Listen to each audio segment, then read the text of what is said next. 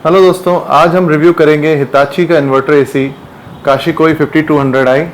और मैंने 5300i और 5400i के बारे में बताऊंगा कि उसके बजाय मैंने ये वाला एसी क्यों ख़रीदा, कितनी बिजली खाता है ये भी बताऊंगा एंड में।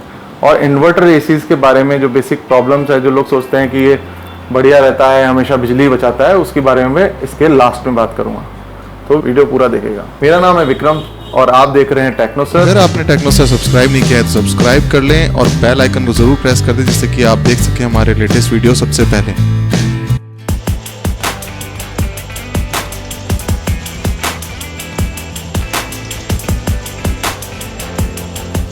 अब 5200i, 5300i और 5400i में क्या डिफरेंस है ये बताता हूँ मैं आपको।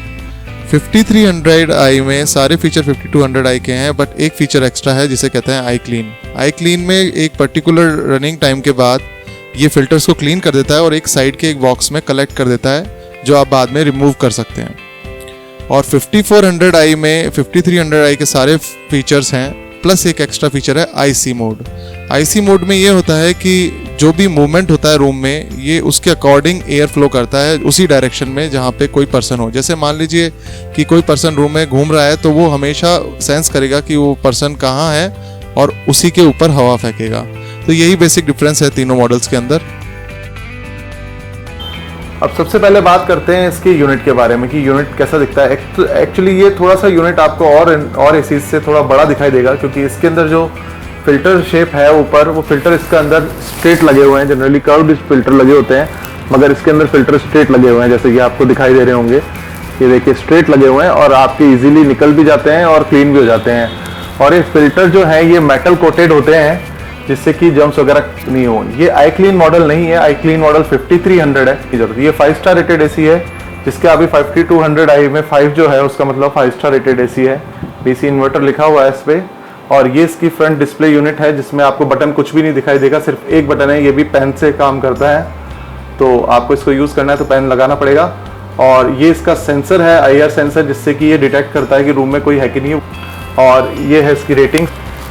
अब बात करें फ्रंट की, ये जो एयर फ्लो करता है ये 4 डायरेक्शन में फ्लो करता है। एक तो ये फ्लैप अप डाउन होता है, और जो ये 2 फिन्स दिख रहे हैं आपको 2 पार्टीशन में हो रहा है, अभी आपको मूव करते हुए भी दिखेंगे। तो ये वाला पोर्शन लेफ्ट टू सेंटर करता है और ये राइट टू सेंटर कर रहा है। ये भी मोड है, आप चाहे तो सारे के सारे एक साइड लेफ्ट और राइट पूरे के पूरे मूव करेंगे, या फिर हाफ पोर्शन लेफ्ट करेगा और हाफ पोर्शन राइट करेगा और फिर बाद में सेंटर में करेगा। और ये जो फ्लैप दिख रहा है ये अप डाउन करेगा। इसमें कोई कट्स वो नहीं दे रखे जैसे एसीज में देते हैं, बट इसमें कोई प्रॉब्लम नहीं आती। एयर फ्लो काफ़ी अच्छा है इसका। 4 पे आप अगर चलाएंगे तो काफ़ी अच्छे फ्लो करता है, बट थोड़ी जैसे ये आपको साइलेंट मोड खत्म हो जाता है, इसका मतलब साइलेंट नहीं होता, काफ़ी आवाज़ करेगा। अगर ये होगा तो फैन की ब्लोइंग की आवाज़ तो आती ही है। और बटन एक भी नहीं दे रखा, बटन मेरे हिसाब से देना चाहिए था मगर इन्होंने नहीं दिया। ये ऐसा दिखाई देता है, मैं आपको दिखा देता हूँ। ये काफ़ी बड़ा रूम है मेरा, 12x15 साइज़ का रूम है ये, जिसमें मैंने ये लगा रखा है।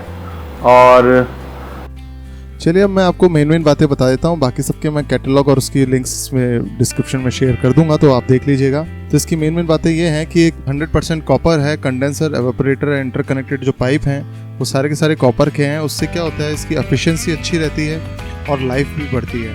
और ये ट्रॉपिकल इन्वर्टर टेक्नोलॉजी है, तो जो ज़्यादा गर्मी में भी काम करता है। ऑटो फिल्टर क्लीन इंडिकेटर आता है, जिससे कि आपको अपने आप नहीं चेक करना पड़ता कि अब फिल्टर चेक करना है, ये अपने आप इंडिकेट करता है कि भाई फिल्टर क्लीन चेक करने का टाइम आ गया है। इसमें एक साइलेंट फीचर है सॉफ्ट ड्राई करके।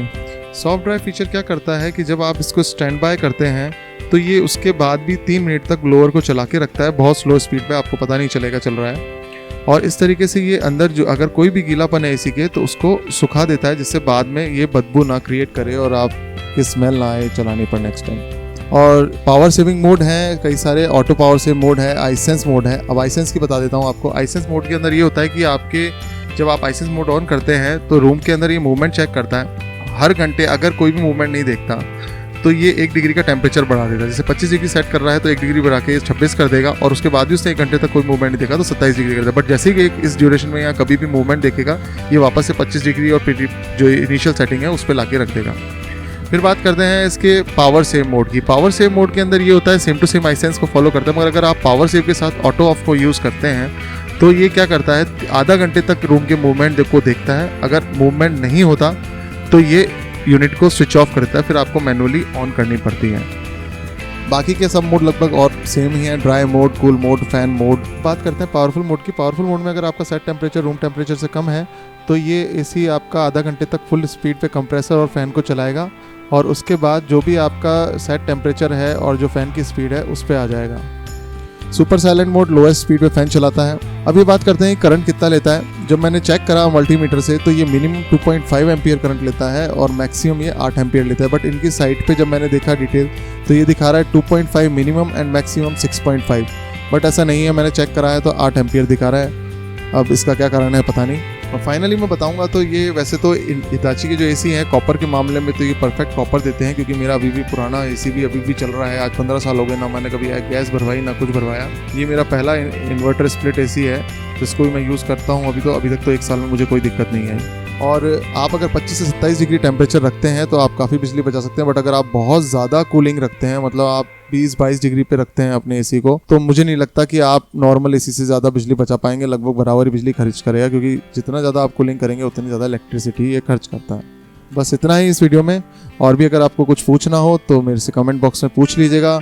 ऐसे तो बहुत डिटेल लगा, सारी देने लगा तो कम से कम मुझे 20 से 25 मिनट का वीडियो बनाना पड़ेगा, जो आप भी देखना पसंद नहीं करेंगे। थैंक यू वेरी मच दोस्तों।